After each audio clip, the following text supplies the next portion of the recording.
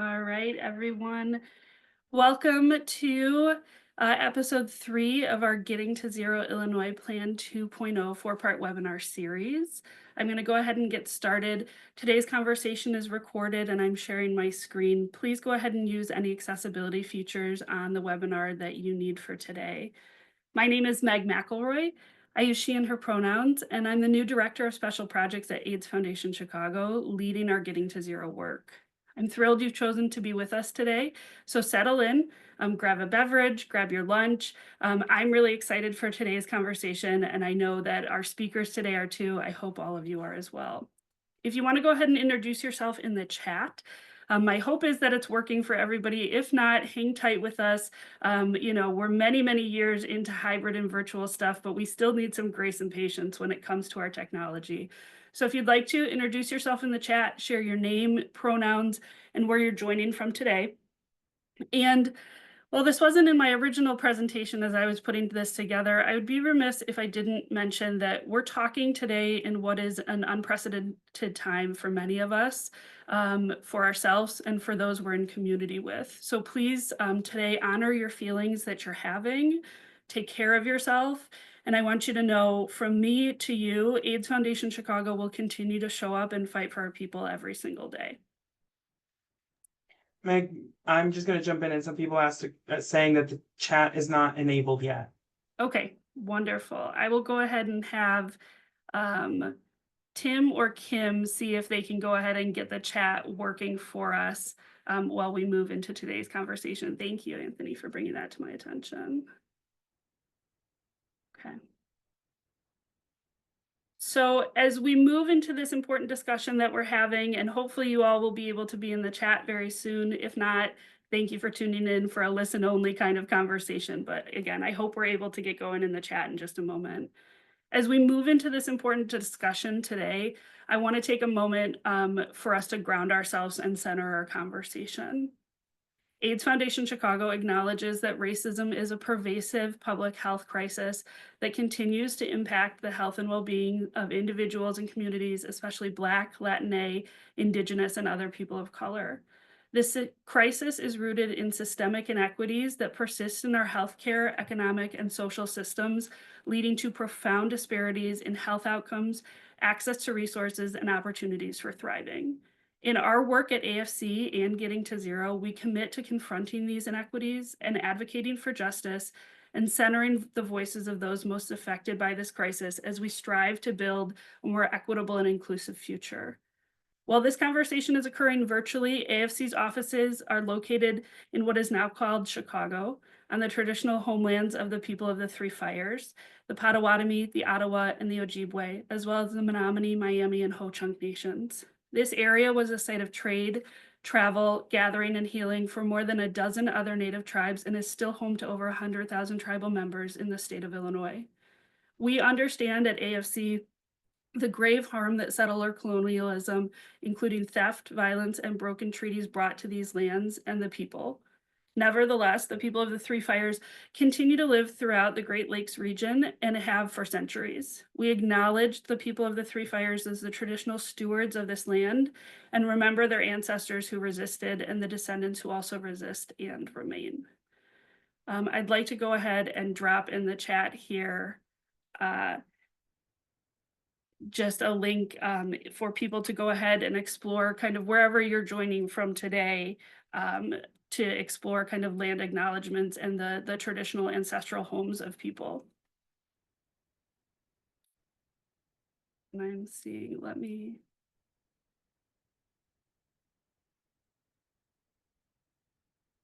all right, I'm seeing people be able to start sharing where they're at. So please go ahead, feel free to introduce yourself, name, pronouns, where you're joining from today.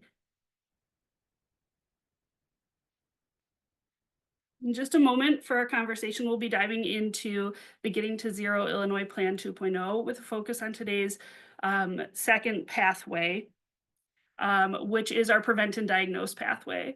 I'll take a moment to provide some background for Getting to Zero for folks who might be joining us for the first time. Welcome. For people who have been part of our series, we're glad to have you back as we dive into prevention and diagnosis. And then we'll go ahead and hear from our community who is leading our prevention work throughout the state. So I'm excited for the folks who are on today's call.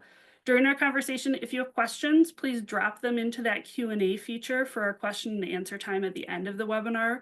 Throughout today's conversation, we'll be sharing links on screen and in the chat with you all. Don't worry if you missed something. We're going to be sending this all out via email in the coming week. We can share all of the slides. We've gotten permission from our speakers to share all of our slides and any relevant links, so you'll get those via email. The webinar is also going to be recorded and uploaded to the GTZ website. And you can also find the episodes 1 and 2 that were previously recorded that Kim has led and my colleague Dominique has led can be found using that link there. So let's jump right into the conversation. What is Getting to Zero Illinois? A refresher for some of you who have been with us, new information maybe if this is the first time joining us, but GTZ is our public and private partnership that's led by AIDS Foundation of Chicago, along with the Illinois and Chicago Departments of Public Health, working with people and partners across the state to address the HIV epidemic in Illinois by 2030 through comprehensive strategies in prevention, care, treatment, so that all Illinoisans may thrive. Getting to Zero was first discussed in 2016. It was a hope and a dream at AFC, and a lot of effort and work went into making that a reality. The plan was initially rolled out in May of 2019. That version of the plan was bold. It was beautiful.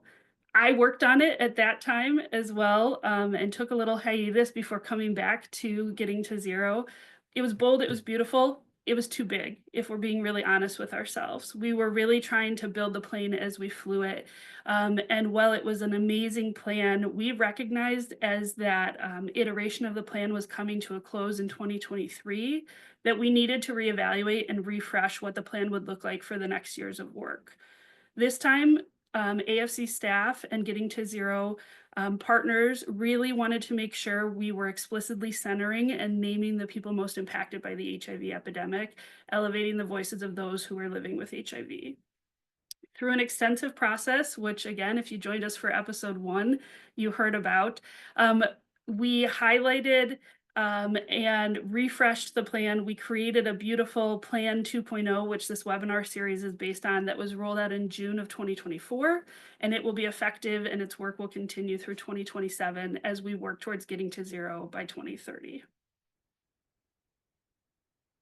While some things have changed with Getting to Zero, the 2 main pillars of the plan, ending the HIV epidemic in Illinois, have stayed the same. We can get to zero in our state, and we can do this by making sure that there are 0 people who are living with HIV who are not engaged in meaningful and supportive care, and by decreasing HIV transmissions.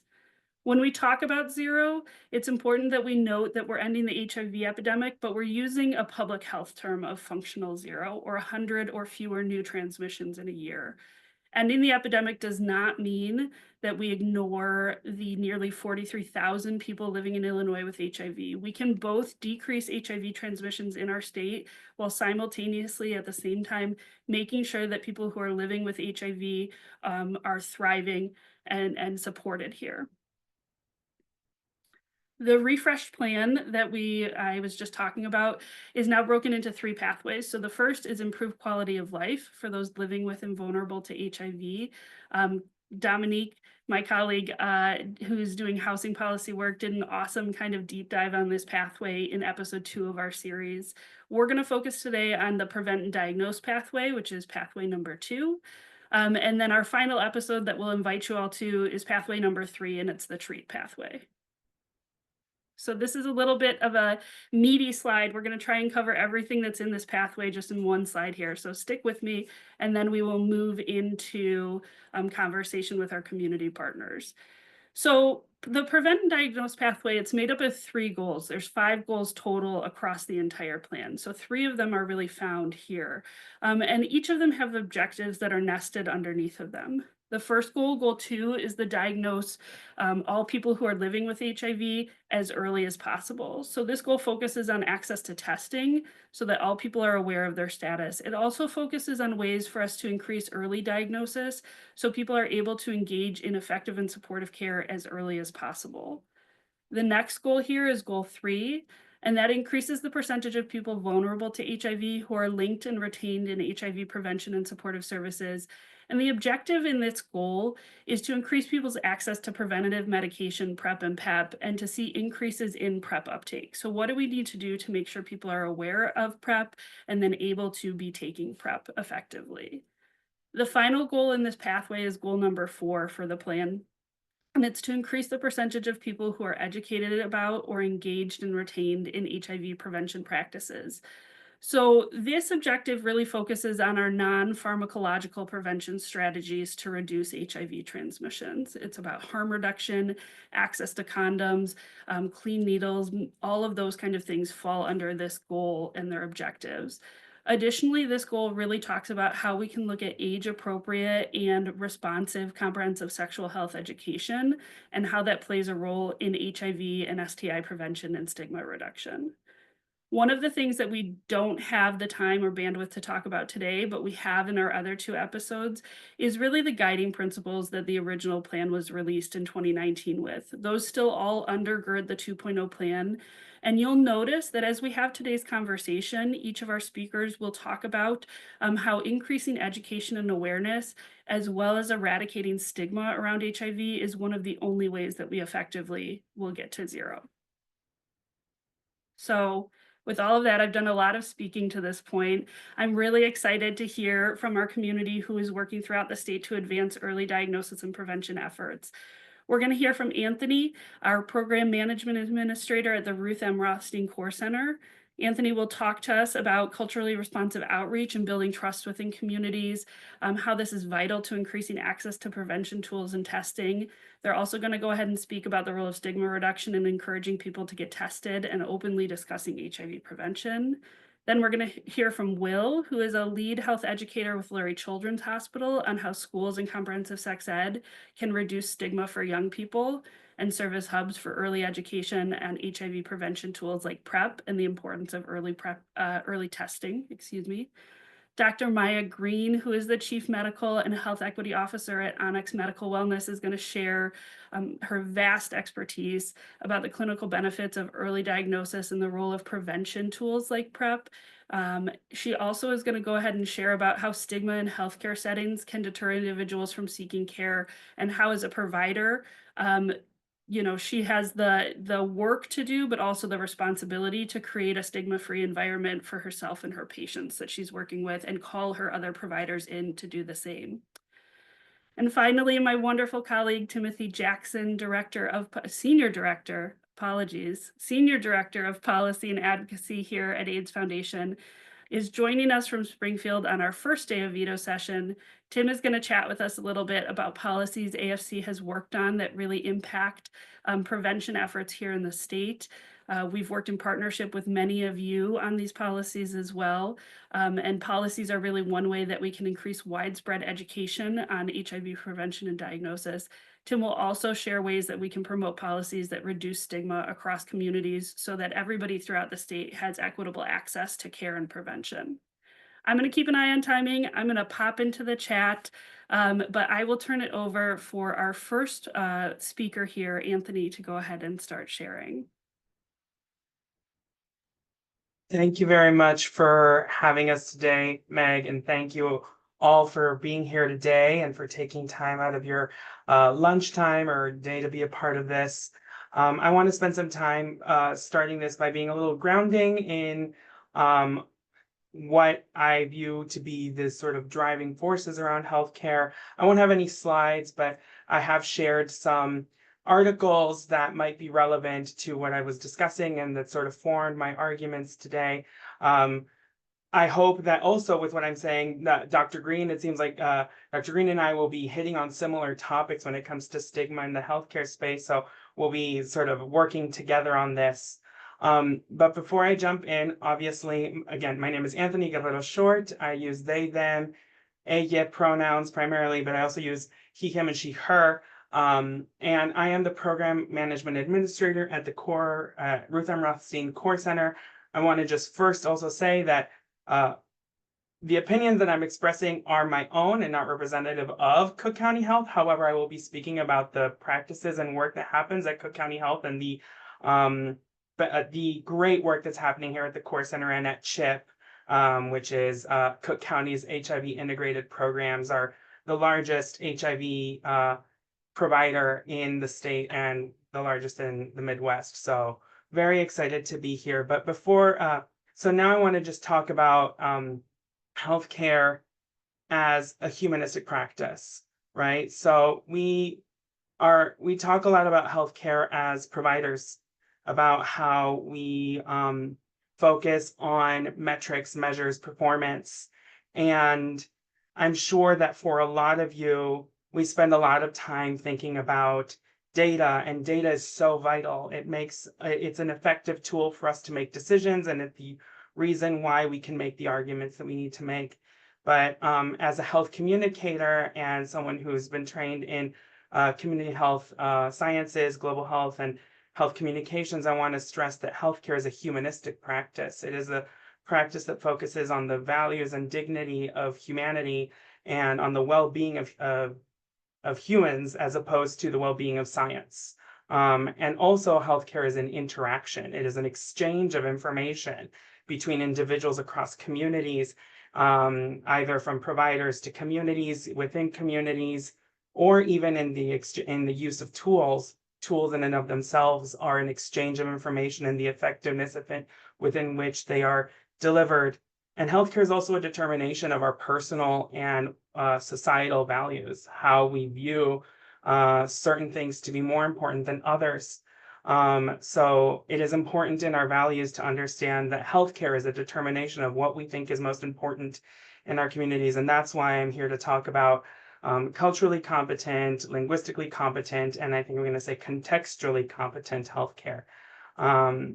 It is a part of my work to really discuss how we deliver healthcare in an appropriate context, in a context that makes sense, not to harp too much on previous election conversations, but to just harken back up to Kamala Harris's "you think you just fell out of a coconut tree" sort of conversation. Healthcare is delivered in a vital context that improves and that is meant to improve the health, the well-being of individuals, which is why I'm so glad that the Getting to Zero pathway starts with improving quality of life. It is more, in my perspective, vital to improve quality of life as opposed to increase PrEP uptake. Not that we shouldn't be increasing PrEP uptake, right? But if we're focusing our time on just getting numbers, getting metrics, and improving PrEP uptake, but not focusing on the quality of life of the individuals who we're serving, that really does a disservice to our work, and it does a disservice to the communities that we're serving. So in some of the areas, we already know this, there are significant disparities in PrEP uptake across racial demographics.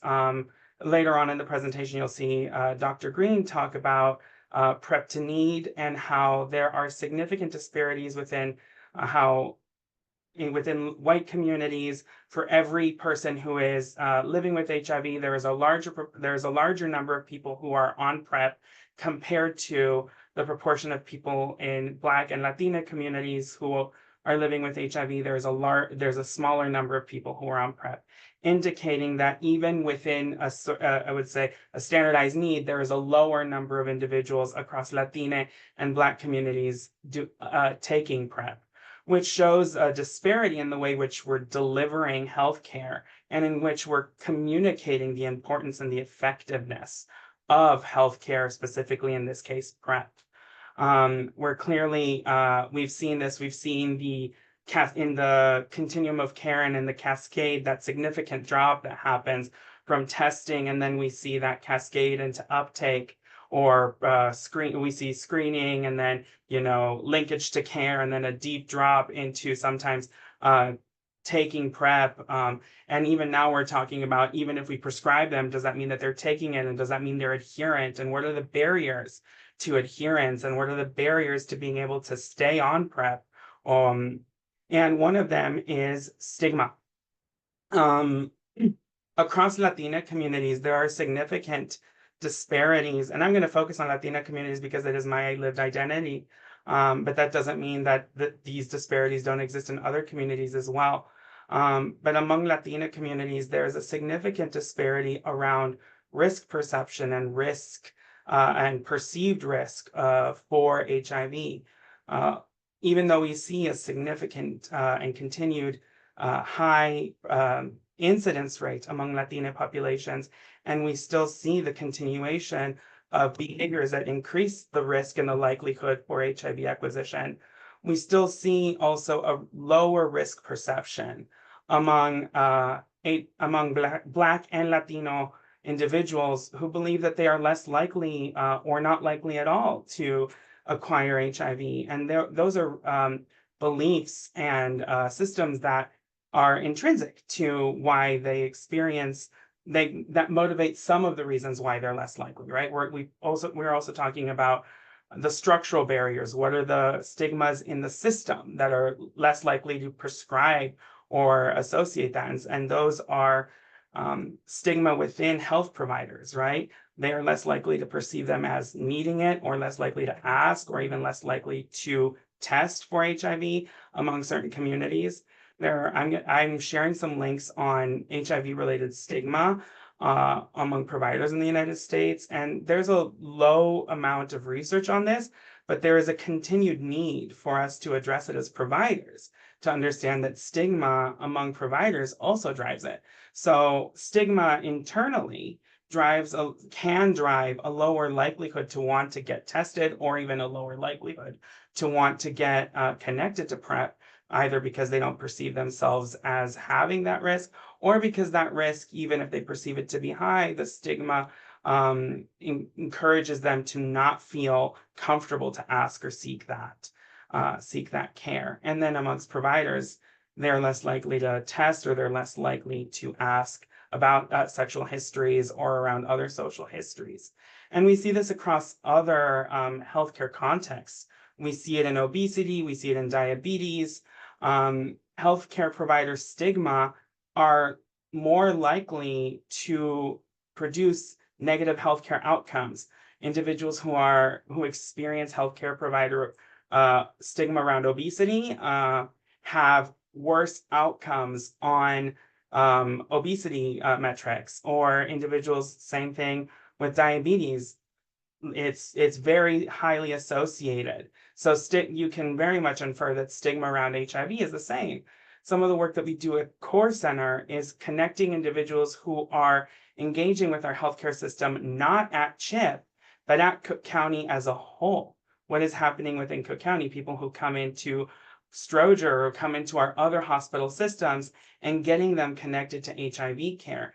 And it's not impossible for someone to encounter stigma within those systems. If someone comes to the ED and they test positive for HIV, there may be stigma related to how they're going to be connected. And our teams here do intervention in those areas to make sure that people are connected effectively, because there is continued evidence that individuals who have these stigma barriers are less likely to engage with healthcare. And sometimes all that's necessary is one negative healthcare outcome, one negative healthcare interaction to reduce the likelihood of engaging in healthcare.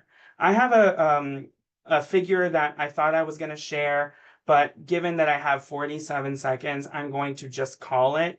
But all in all, I'm going to share just sort of summarize that culturally competent, linguistically competent, and contextually competent healthcare are vital to improving the healthcare outcomes of people living with HIV and people vulnerable to HIV, to drive the getting to zero goals. Thank you so much, Anthony. Wow, what a meaningful thing to talk about. It only takes one health experience for somebody to maybe change their entire trajectory of how they engage in their care, preventative care or other care moving forward. So I appreciate you highlighting that. I'm excited to now turn it over to Will to talk about comprehensive sex ed. Yes. Oh, I should turn on my camera. But thank you, Anthony, for speaking to that. And I was feeling inspired, and you're speaking to reminders for why I do this work, because we have to intervene at many areas, at many levels of competency to help our communities and help the people that we want to thrive. So today hi, my name is Will. I use they, them pronouns. I'm a lead health educator at Lurie's Children's Hospital, working for the POPs team, which I'll define shortly. I'm here to give an overview of my work, and to talk about how comprehensive sex ed is my tactic of choice for decreasing stigma. I'm a teacher. That means I can yap, so I'm gonna use this agenda to make sure that I hit the points efficiently and get out of there. We're gonna start with who I am. What does my role at Lurie's look like? How do we approach our work? What's the alternative to our work? And then I have an ask for everyone in this space. So to talk about who I am a joy-centered theater artist from the South Side of Chicago and grassroots spiritual practitioner, who focuses on the intersections of art and public health. Uh, there are two organization logos listed there. That's not Lurie's Children's Hospital. They're Free Street Theater and the Illinois Caucus for Adolescent Health. Free Street Theater is a theater company that handpicks folks from all around the city, puts them in a room together, young people, and asks them, what do you care about? And they support us in the actions that we chose in addressing what we care about. So for me, my first was mental health, mental illness. And that was the first space as a youth where I felt like my thoughts mattered, what I care about mattered. And there was a team of other young people who can work together, research and communicate what those issues are. ICA was the same. That's also where I started teaching sex ed with middle school students, and starting to teach sex ed in middle school in 2015. The concerns from parents or other adults is, what do middle schoolers need to learn from a sex ed class? The answer is consent, boundaries, relationships. It's always age appropriate. Um, I choose classrooms as a space to do my work because I feel that I've benefited greatly from trusted adults and caring adults, being there when I had curiosities, and they helped me figure out where to go. Can we go to the next slide, please? To speak to my role at Lurie's, because my role at Lurie's is different from my role in life. My role in life is to make the world a little bit more better, a little bit better, a little bit more better than when I got here. My role at Lurie's is to be a sex ed teacher. Sex ed teacher is only part of it. I also work with health centers, working with providers and young people, and trying to improve the communication that happens there. So making sure that we are using appropriate language and we are able to ask when we don't know how to respect someone. I also do training, gender trainings and sex ed trainings for staff, parents, or any other community partners who might benefit from refreshers on how to talk to young people. But how do we do this role? The first thing we always start with is consent. We have the next slide, please. We always start with consent. Similar to how students practice math every day, reading every day, writing every day, consent is one of those things that we cannot practice enough. I hope that my students get a ton from my classes, whether it's information about how bodies work or resources relevant to the communities that they're in. If they get nothing else out of our class, we want them to walk away with the practice of consent, which deals with, do I know what's happening? How do I feel about what's happening? And what can I do about it? What can I do about like what is happening? Can I say yes? Can I explore this? Or can I say no, because I am not safe right now? Say comprehensive sex ed is about sex ed, but it feels like it's a step back to a broader umbrella where we're working with decision making, and we want our students to feel very empowered to make decisions that work for them. Yeah, to make decisions that work for them. So we set a foundation of consent and want to make sure that students are enthusiastically participating in the support that we want for them, because we cannot do everything for them. We can support them. I want to talk a little bit more about other aspects of our approach that helps that helps us make a shame-free environment in our sex ed classes. Next slide, please.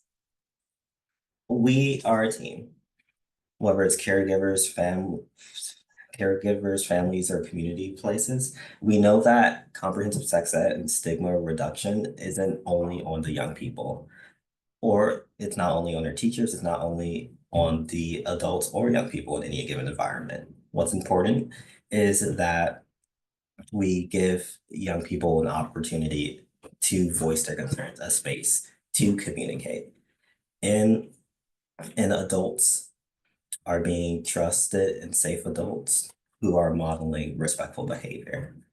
So it's not entirely on a student, it's on all of us. We are youth-centered. We want young people to think that they want to have this conversation again. Maybe I'm a young person and I came up with I had a concern, I was anxious about something, and I really remembered when my teacher said, yes, that is valid. I might remember them not being able to answer my question, but I will remember them saying, like, I don't know that right now. Thank you. Don't know that right now. And we can move on. We're always medically accurate, inclusive, and non-prescriptive. It's also very legal, is what that last box is talking about. Non-prescriptive is the main thing I want to highlight here because it does not matter what my beliefs are as a teacher when I'm in the classroom. I am here to provide information and help support students in their path in their journey. Say I'm listening a lot more than I'm speaking. It's not, I don't think you should do this. It's people who do this should be concerned about X, Y, or Z. Can we go to the next slide? I have about 4 minutes left, so I'll start speeding up. What do you think? We talk about shame-free sex ed. We're talking about using non-judgmental language. We're never saying that someone's too young to learn about something or too old, or that there were ever any dumb questions, because that doesn't exist. We know that people are coming from many different places when it comes to sex ed. We're really avoiding good and bad. We're not sharing our personal opinions, and we're avoiding generalizations. One slide that we always show is our next slide. Our next slide.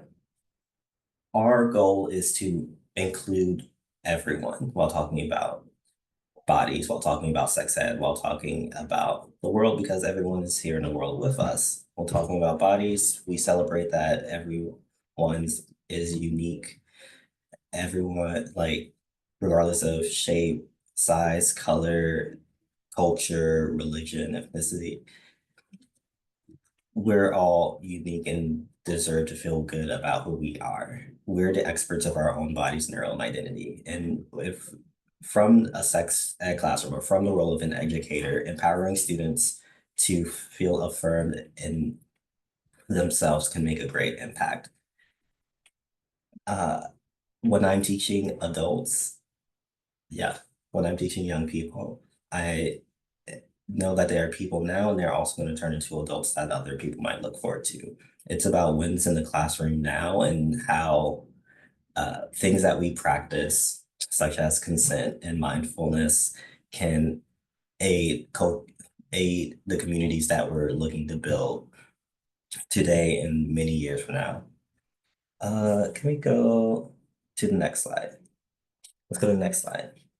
Only 18 states in the United States require sex ed to be medically accurate. We are not in one of them. In Illinois, the policy is if sex ed is happening, it has to be medically accurate, but it does not require it. What we know from other states in the United States where sex ed is not a priority is that it leads to less desirable outcomes. To address that, we give people information. And we have found, and these slides will be shared out with the sources that say that when we provide people with accurate information, they make decisions that are better for them. Okay, I'm gonna wrap up very soon. Can we move to the next slide? My action item for everyone here is to become an askable adult. An askable adult is someone who is approachable and they make space for young people and in their life to come with them with their questions. thank you for sharing with me. One or more caring adults in a child's life increases the likelihood that they will flourish and become productive adults themselves. Uh, when I'm in a school, because I go to multiple schools in Chicago, mainly on Austin and therapeutic schools across the city, um, I am teaching the students, but I'm also modeling for the other adults in the space of this is what trusting youth looks like, and we have to make space for them. And each one of us have a role to play in the lives of the people we're serving. We're respecting confidentiality. We respect young people's autonomy. We respect people's names and pronouns, even if they change every day. And we are modeling respectful discussion about difficult topics. Because it is not on me to guess who might be in the room. I can't like add more gay information if I think more students happen to be gay. I have to assume nothing. I just have to be present and safe in my preparation with information. Uh, I can help facilitate learning. I can help facilitate learning because everyone benefits from inclusive and shame-free education. Um, okay, so I wanted to give a really quick overview. I'm excited for the Q&A. I also left my content information on my last slide. If folks are interested, and if you are a school staff or community staff or health center staff and are interested in increased sex ed programming, feel free to reach out to me. I also wanted to plug that I am the fastest non-binary person in Chicago, and I am the reigning 3-time winner of the A-Turn Walk. Thank you so much, Will, for sharing. And it really, as we move into Dr. Green being able to speak, I love that you ground that sex ed is about more than just sex or teaching children or young people about sex. It is about, giving students the tools about bodily autonomy, how to build those needed relationships. And I love your call to be trusted adults for people. So thank you for that. And with that, I will share Dr. Green. Please go ahead and take it away. Hi, everybody. We got about 10 minutes, and as we all know, I like to make it, I like to live on the edge. I like to live on the edge. Okay, so let's get right into it. My name is Maya Green. I accept any pronouns. And just like every time they ask me to speak, because it just reigns true until it does not, the title will be disease, dis-ease, and disparity. Next slide. All right, we're going to talk about the clinical benefits of early diagnosis, the role of prevention tools like PrEP, role of stigma in healthcare settings, very important.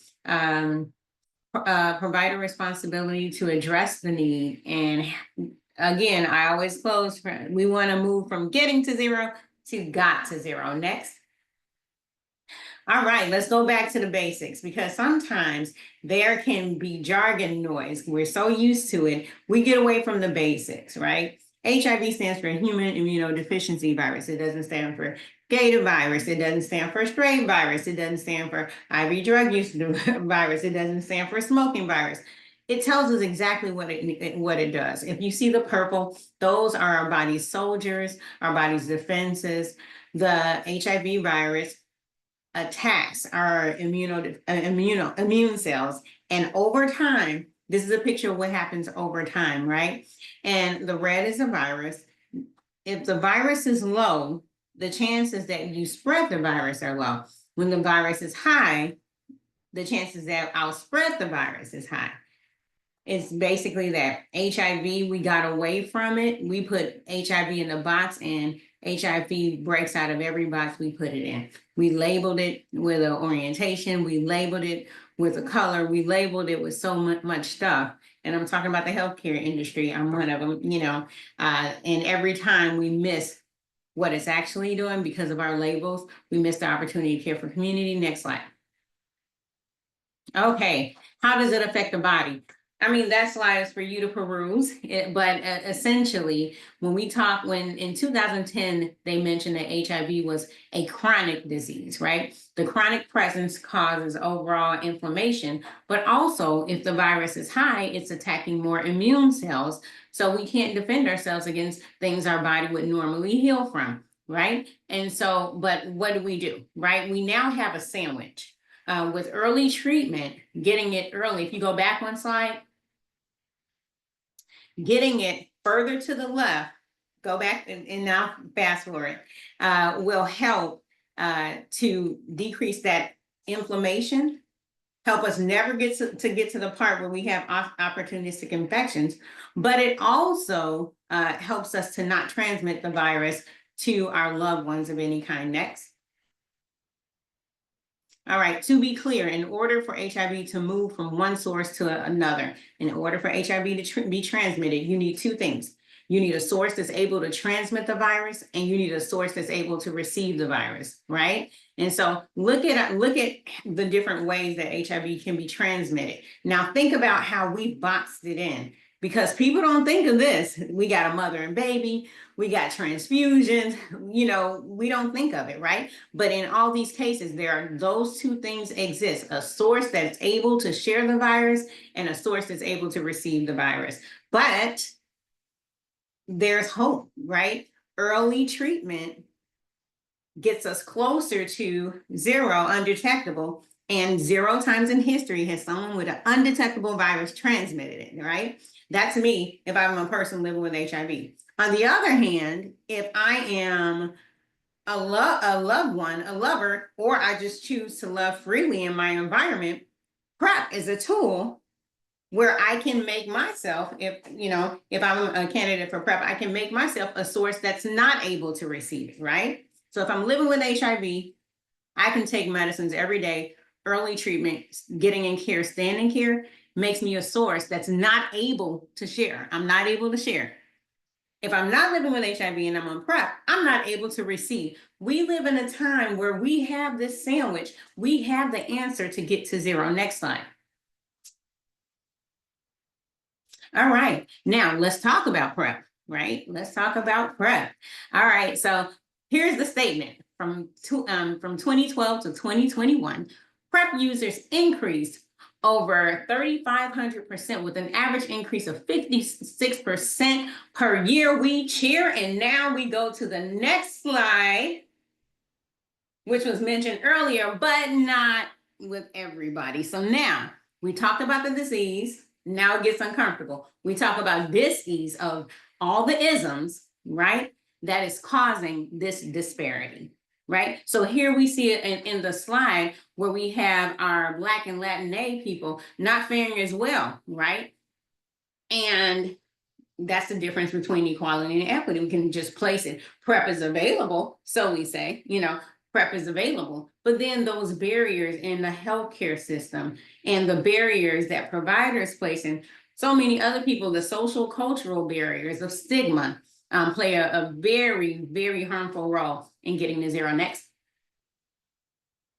All right, definition, need to PrEP. When people look at this slide, I'll just say, look at it again. The bottom line is that red writing, a higher ratio indicates better PrEP coverage. A higher ratio indicates better PrEP coverage. So when we're looking at a group of people, I'm going to look in the Midwest. Why? Because we live in the Midwest, right?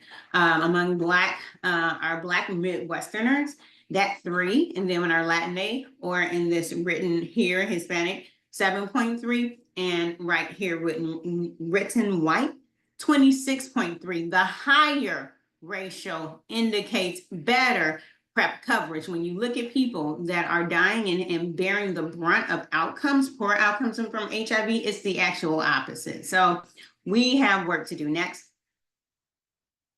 And what is that work? That work is undoing stigma. Stigma plays in our first responders, our faith leaders. There are articles that show that people that have strong religious backgrounds that tell them that they should not live a certain way or should live a certain way, present later for screening. And even when they know the result of their screening for HIV, if it is reactive or if they're living with HIV, they present later for care, right? At a time when we have U equals U, undetectable is transmissible, right? I'm going to go all the way to the one on the left, healthcare. And we're going to talk about the responsibility, the influence and responsibility healthcare providers have. Next slide. We already know that look what happened with HIV. We labeled it, and now we're having a hard time unlabeling. That's the healthcare. Here's the U.S. Preventive Services Task Force. Note, it says it's recommended for people who are at perceived risk, increased risk, putting it on the provider to determine. Next, which is a mistake, right? Because stigma in healthcare facilities can undermine diagnosis, treatment, prevention, and so many other things. Next slide. I'm getting to it, Timothy. All right. Am I getting my AFC smiles? Like, sit down, girl. Okay, so here's something that actually happened. They interviewed adolescent girl and young women about the barriers to PrEP. They're actually trying to get PrEP. Sorry, not PEP. They're trying to get PrEP. And you see the healthcare exchange was a factor. Their providers didn't even discuss PrEP with them. Look at what's happening right here. The providers and the healthcare facilities are presenting a barrier to people getting on PrEP. Next. All right, and here's how we go from getting to got. We think of that little green box as a healthcare exchange, but the entire thing from awareness to consideration to access to service delivery to ongoing care is very important in how we go from getting to zero to got to zero. And I see the smile, Meg. I know you said you just came back, but that's how AFC tells me my time is up. Thank you so much. Wonderful job, Dr. Green, getting it in that 10 minutes. Man, all of the conversation today, you guys, I wish we could just have a full hour with each one of you. And Dr. Green, the role for every sector slide, I can't wait to dive into that more. And the next slide right after that about people trying to access PrEP and the barriers that they encounter to doing so. That is a whole nother conversation that we will have. But I'm going to pass it now to my amazing colleague, Timothy Jackson, who in under 10 minutes is going to share with us today about our policy work. Thank you so much, Meg, and it's a pleasure to be with everyone and share space. As Meg mentioned earlier, I am in Springfield this week for the Illinois General Assembly's fall veto session, and so I will kind of end my conversation today speaking about that. Really at the heart of GTZ is an acknowledgement that intersectionality, really the complex way that race, gender, sexuality, HIV status, class, and other factors are really kind of interwoven into systems of oppression that we have to roll back in our work to get to zero and end the HIV epidemic here in Illinois. So how do we go about doing this when we talk about policymaking? How do we merge GTZ 2.0 and policymaking, especially when we consider today's topic, the diagnose and prevent pathway? What does that look like? And how do we use legislative efforts to really build public health systems that support prevention through education and stigma reduction? First, we need to begin looking at the pathways, goals, and strategies outlined in GTZ 2.0 and determine what does success look like? How do we get there? And always who's at the table? It's also important to note that we must center people living with and vulnerable to HIV in all aspects of this process, in addition to the communities most impacted. Here at AFC, we do this through our policy priorities development process each year, where we intentionally host listening sessions among the communities disproportionately impacted by HIV, including people living with HIV, case managers, agency staff, providers, frontline workers. It's really an all hands on deck situation. And we understand that policymaking really allows us to intentionally work to address the potential barriers that stand in the way of us being successful. And so what success looks like is passing meaningful legislation and supporting administrative advocacy to address some of these issues we're encountering when we're talking about HIV prevention or HIV testing and education, and fully implementing the solutions to these issues. So how can policies be designed to encourage widespread education on HIV prevention and diagnosis. One of those is I will mention a couple of bills that we've been able to work on over the past number of years. One was SOGI data collection. We passed in 2021 that we're still in the implementation phase of. It mandates that 10 state agencies must collect demographic data based on sex, age, sexual orientation, gender identity, disability status, and primary preferred language. Why is that important? Is we can't meaningfully address these disparities if we don't know what communities are being impacted, right? And so as we begin getting some of this data from the state at these 10 state agencies, we can meaningfully begin to address some of these issues and address these disparities that we see in HIV and STIs, PrEP uptake that we saw in COVID, that we see across the opioid epidemic, and so many more. Another one that Will spoke about earlier is really Keeping You Safe and Healthy Act, the modernization of our standards for personal health and safety classes for grades K through 5, and comprehensive sexual health education classes for grades 6 through 12. And so understanding that's how policymaking can be used to really encourage widespread education on HIV prevention and diagnosis. So what's the role of policy campaigns in reducing stigma? Dr. Gray just beautifully just really knocked it out of the park talking about stigma. And many of you all have probably heard me say this all the time, that we can have all of the biomedical solutions in our prevention tool bag, but if we do not meaningfully address HIV-related stigma, we will not meet our goals, full stop. And so what does that look like? In policymaking, that means passing legislation in 2022 that allows pharmacists to initiate PrEP and PEP under a standing order of a county health department or a licensed provider. We are still working to fully implement that, and we hope to have that off the ground sometime next year. That also looks like decriminalizing HIV. We were able to do that successfully in 2021, becoming only the second state in the nation to fully repeal its HIV criminalization statute that penalized people living with HIV for having sex with someone without, quote unquote, disclosing their status. And we know that that stood in a barrier to getting people tested and into treatment. And so we understand the importance of that. So how does funding and government support impact and expand these programs and these efforts? We understand that every year AFC advocates with many of you all on this call, on this webinar, for increased HIV funding. We've been successful over the past number of years to get specific funding for the PrEP for Illinois program, STI testing, prevention and treatment, as well as to getting the Zero Illinois program. But one thing we're working on for this fall veto session, and we've been working on all year, is our connection to the HIV Testing and Linkage to Care Act, also known as HIV TLC. We were able to get the bill passed out of the House in April, 106 to nothing. And so essentially what this bill would do would mandate that insurers and Medicaid have to provide coverage for at-home testing kits for STIs, including HIV, without cost sharing, ensures that all county jails provide HIV/AIDS education, and then it would create 8 rapid start for HIV treatment pilot sites across the state to basically encourage more people to get onto treatment faster, as opposed to the current, right now it's about 28 days to get people into care. And so what I need from you all to do is call to action is to, and it's on the screen, go to our mobile action network where you can email your state senator, ask them support House Bill 5417. There's also one there that will where you can ask your legislator to support House Bill 2, which would create one overdose prevention site pilot program on the west side of Chicago to address the opioid epidemic here in Illinois. So with that, I think my time is up. Thank you so much, Timothy, for pulling it out under 10 minutes here and really talking about all of the amazing work. Again, each of these speakers today, you guys, and maybe that is the call as the new kind of director over this project.